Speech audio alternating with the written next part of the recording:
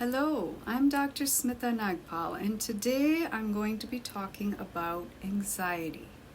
Most of us have heard the word anxiety, and it's definitely been used a lot during the pandemic.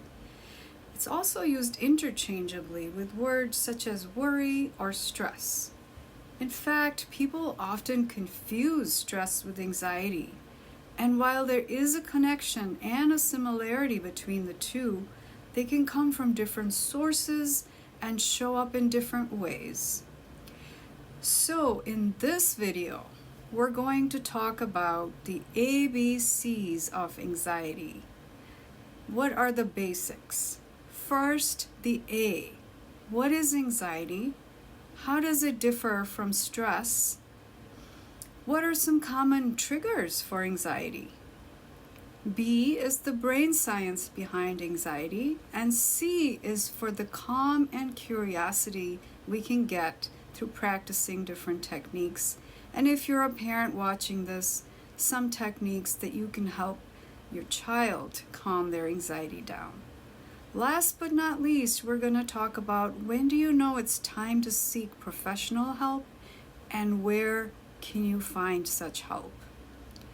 The term anxiety is used to describe a feeling of apprehension or dread, and it often comes with symptoms such as muscle tension, stomach aches, nausea, shortness of breath, and difficulty letting go of negative thoughts. Both stress and anxiety can come with symptoms such as these, as well as others like difficulty focusing, irritability, difficulty getting to sleep or staying asleep, headaches, and even dizziness. Now, the main difference between stress and anxiety is that stress usually comes from outside sources, whereas anxiety is an inner response that often has little to do with the reality of the outside situation. However, stress can be a trigger for anxiety. For example, common stressful situations that can generate anxiety are performing in front of others, deadlines, tests or exams, multiple conflicting roles and responsibilities, new situations such as moving, divorce, new grade, new school, etc. Unpredictable situations like the pandemic. So, how does a situation go from being stressful to causing us to feel anxious? The answer lies in looking at our own thoughts. Situations can trigger thoughts such as, what if I blank out and forget all my lines? I'll let everyone down. What if I can't pick up my kid from daycare on time? Wow, that would be awful. I'll scar them for life. Been there, done that. And what if I miss my deadline at work? I'll get fired. What if I don't know which locker is mine? Sometimes kids will think these thoughts when they're in a new school. I'll be late for class and my teacher will think I'm a terrible kid. Or I won't know what to do when I get home because I don't know what my parents expect me to do. I'm gonna get in real trouble. Notice that such thoughts have no room for maybes. These are definite and absolute and predict catastrophic outcomes. Also, for many of us, these thoughts are completely automatic. In other words, we don't even know that we're thinking them. Now, although anxiety can be caused by thoughts and is most of the time, there is a caveat.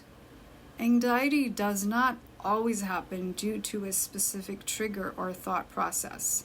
Sometimes anxiety is caused by a nervous system glitch or a pattern of brain waves caused by past trauma. The good news is that when we know where our anxiety comes from, we can figure out what to do about it. More about that in a little bit. First, let's talk about what happens in our brain and our body when we are anxious. So let's talk about the brain science. We can broadly divide our brain into two parts, the upper brain, the thinking brain, and the lower brain, which is the emotional brain. And in our lower brain, and through a big nerve connecting our brain and our body, which is called the vagus nerve, from what begins as an anxious thought, we can experience a sudden burst of neurochemical energy that disconnects the upper brain from the lower brain. So the upper brain or thinking center can no longer control the lower brain or the feeling center, and we call this experience, in the words of Dr. Dan Siegel, flipping our lid. Flipping our lid. And because of this, we experience overwhelming emotion. And further, because the neural impulses can travel into our body through this vagus nerve, we can experience some of the common symptoms of anxiety, such as heart racing, tummy ache, nausea, and so on. And last but not least, we can feel like we want to flee, which is the typical avoidance response found in anxious children or adults. Or we might want to fight or freeze.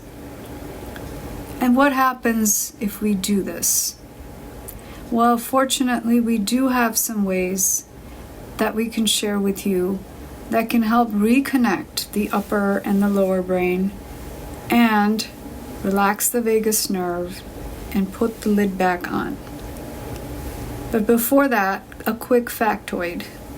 Do you know that because anxiety can put us in a state of not just fleeing, but also fighting or freezing, it can look like anger or depression? So think about that for a minute.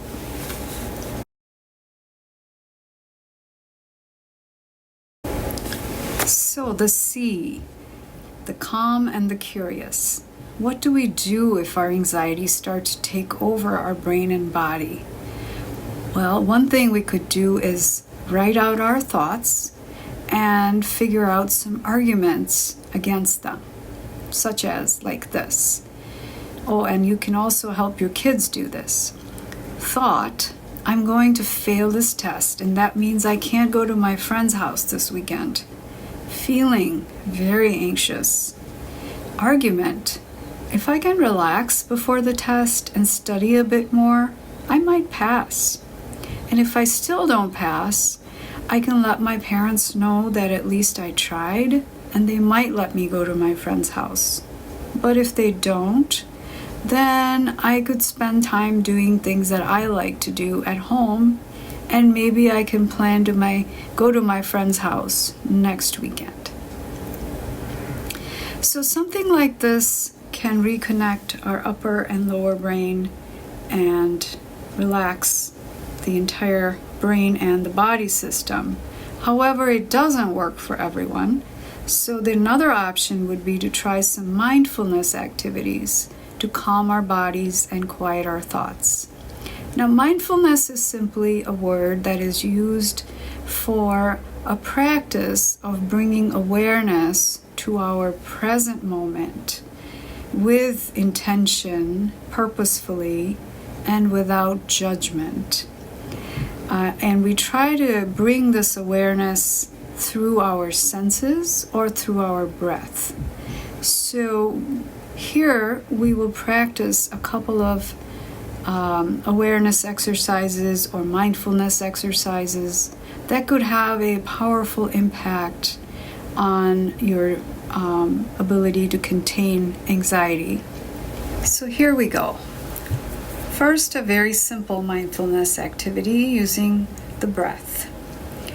First, go ahead and place both your hands on your rib cage, and this allows us to feel our breath.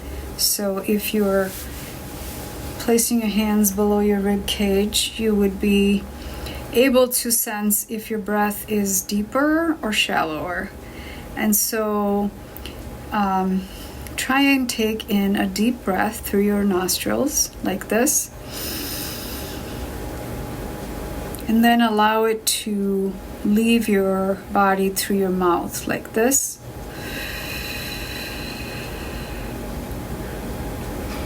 Once again, breathing in deeply through your nose and breathing out through your mouth. And feel that rib cage moving as you do that. If you don't feel it move, don't worry about it. And just keep trying again. So here we go. Deep breath in and out.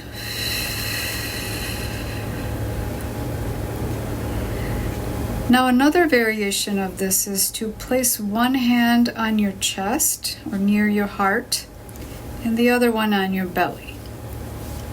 And by doing this, again, you can become more aware of how deep your breath is and where you are actually taking in the breath. Is it your chest or is it your tummy? And over time, you can deepen that in-breath. So like this, take a deep breath and see which hand moves more. So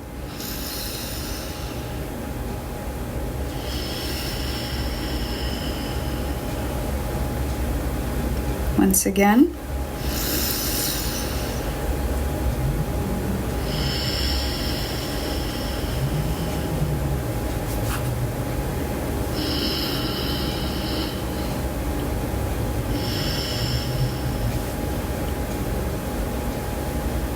And this is also known as the belly breath, and you can have your child or children do this lying down with literally like a stuffed animal on their belly.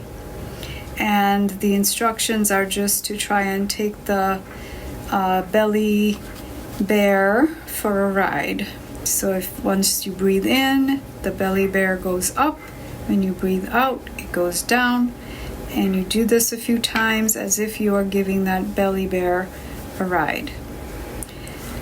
Kids and parents can enjoy this together. We also have a YouTube channel under Stillwater's Counseling where you can go and check out many other ways of practicing mindfulness, either for yourself or with your child. Now, why is it important that the parent practice mindfulness as well as the child in order to help calm the level of anxiety or stress? So that answer comes also from brain science, where we know that there are certain neurons in our brain called mirror neurons.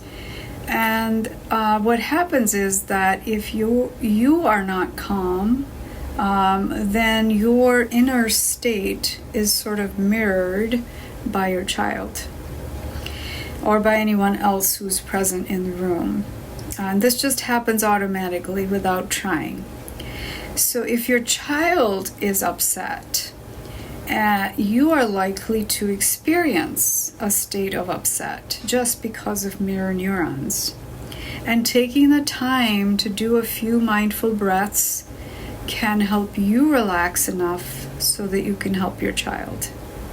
So once you have found yourself to be in a calmer place, either through mindfulness or through monitoring your own thoughts, whichever method works for you, then you're going to be in a position to help your child. And one of the simple techniques of helping your child is to do what is called connect and redirect. This is a technique also pioneered by Dr. Dan Siegel and Tina Payne Bryson. And what this basically means is that instead of doing what we as parents tend to do, which is to say, just calm down, right? Have you ever done that? I know I have. Instead of doing something that is speaking to the upper brain, the rational brain, we start by connecting with the lower brain, which is the emotional brain. So this might sound something like, I see that you're feeling really upset. Are you wanting to talk about this? Is there anything I can do to help? So one of our other therapists, Charlotte Harrington, LLMSW, has a video out on empathy and how to connect first with empathy and then with curiosity and so on. And all of the videos that she has on empathy are also available on our Still Waters Counseling website. Still Waters Counseling YouTube channel. So, but the simple point here is that you want to connect through the emotional brain in order to help your child feel like they are being understood and their emotions are being recognized, and you may even help them to name their emotions, which is a very powerful way of getting the connection back between the upper brain and the lower brain.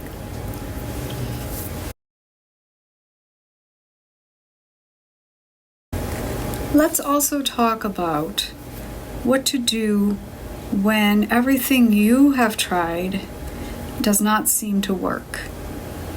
First of all, I would encourage you to not see that as a failure on your part. It takes a lot of strength to recognize when you or your child needs professional help, and to identify that it might be time to get another perspective. Sometimes the relationship between the parent and child, as good as it might be, can get in the way of helping the child learn skills that he or she can practice on their own. So if you have seen that your help is not sufficient, and your child has not been able to control their anxiety, please do seek professional help. And please know that you are not alone. 1/3 of the people in the US have an anxiety disorder or have had an anxiety disorder in their lifetime, and 2/3 have experienced different forms and levels of anxiety. If you find that the anxiety persists and the symptoms are significant, and have persisted beyond more than 2 weeks, they are causing some problems, such as maybe school avoidance or just subjective distress, then it may be time to seek professional help.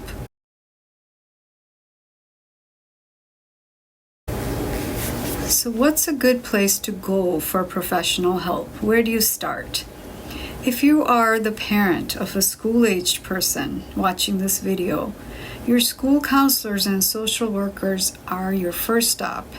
They're fully trained to help with anxiety and other mental health concerns.